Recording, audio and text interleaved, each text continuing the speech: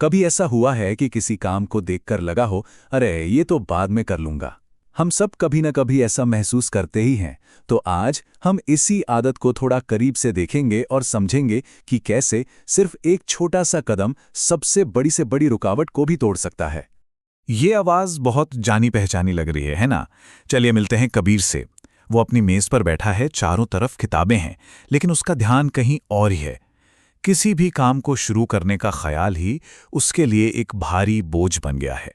तो सबसे पहले बात करते हैं मन के पहाड़ की। यहां हम ये समझेंगे कि कैसे हमारा दिमाग एक बिल्कुल आसान से काम को भी एक ऐसी मुश्किल बना देता है जिसे पार करना नामुमकिन सा लगता है। ये सब बस सोच का खेल है। कबीर के लिए वो मैथ्स की नोटबुक सिर्फ एक किताब नहीं थी। ऐसा लग रहा था जैसे सारे नंबर आपस में उलझ गए हों और खाली पन्ने उसे घूर घूर कर चुनौती दे रहे हों। उसके दिमाग ने काम की मुश्किल को कई गुना बढ़ा दिया था। ये स्लाइड असल में दिखाती है कि हकीकत क्या है और हम सोचते क्या हैं। देखिए, बाईं तरफ है हकीकत, गणित के बस कुछ सवाल, लेकिन दाईं तरफ वो है जो कबीर के दिमाग में चल रहा था, एक विशाल न चढ़ पाने वाला पहाड़। अच्छा, अब आते हैं दूसरे पॉइंट पर, इंतजार का बोझ। ये एक बहुत दिलचस्प बात है। हम जितना ज्यादा टालते हैं, काम उतना ही मुश्किल लगने लगता है। मतलब मुश्किल काम में नहीं, उस इंतजार में है जो बोझ को और बढ़ा देता है। और जैसे जैसे वक्त बीत रहा था, कबीर की बेचैनी भी बढ़ रही थी।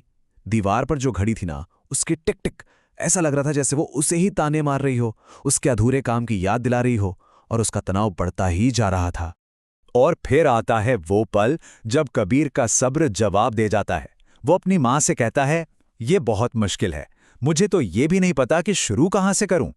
बस यही होता है टालमटोल का नतीजा। इंसान पूरी तरह से बेबस महसूस करने लगता है। लेकिन जैसा हर अच्छी कहानी में होता है, यहां भी एक ट्विस्ट है। अब आता है कहानी का तीसरा हिस्सा और एक बहुत ही सरल लेकिन दमदार समाधान, 5 मिनट की चुनौती।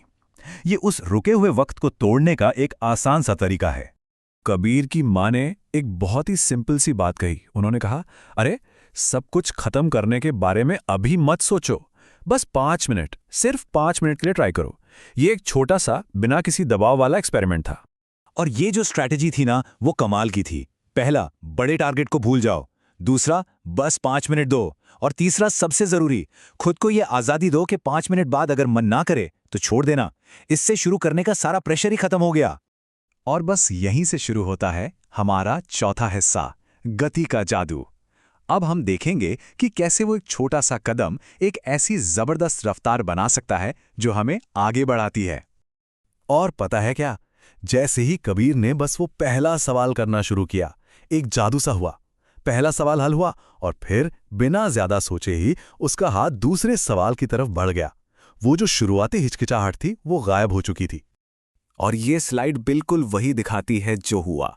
जो काम 5 मिनट के एक्सपेरिमेंट के तौर पर शुरू हुआ था, वो कब आसानी से 20 मिनट में बदल गया पता ही नहीं चला। एक छोटी सी लहर एक बड़ी ताकत बन गई। और बस इसी पल कबीर को एहसास हुआ कि जिस चीज से वो इतना डर रहा था, वो तो बस उसके दिमाग में थी। असल में काम उतना भी मुश्किल नहीं था जितना उसने सोच लिया था। और यही एहसास हमें इस कहानी के सबसे जरूरी सबक तक ले आता है। असली इनाम काम खत्म करने में नहीं है, बल्कि उसे शुरू करने में है। उस रात कबीर को जो खुशी और गर्व महसूस हुआ ना, वो सारे सवाल हल करने की वजह से नहीं था। वो इस बात से था कि उसने तब शुरुआत की जब उसका बिल्कुल मन नहीं था। असली जीत तो वही थी।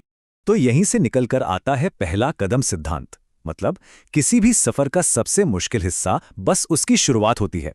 एक बार आप चल पड़ते हैं तो रास्ता अपने आप आसान लगने लगता है। तो पूरी कहानी का सार क्या है? 3 बातें। पहली, कोई भी काम असल में उतना मुश्किल नहीं होता जितना हमारे दिमाग में होता है। दूसरी, टालमटोल करने से सिर्फ बोझ बढ़ता है, कम नहीं होता। और तीसरी, एक छोटी सी शुरुआत भी सबसे बड़ी मुश्किलों को पार करा सकती है। तो मैं इस सवाल के साथ अपनी बात खत्म करता हूं। किसी की जिंदगी में ऐसी कौन सी चुनौती है जो बस अपने पहले 5 मिनट का इंतजार कर रही है?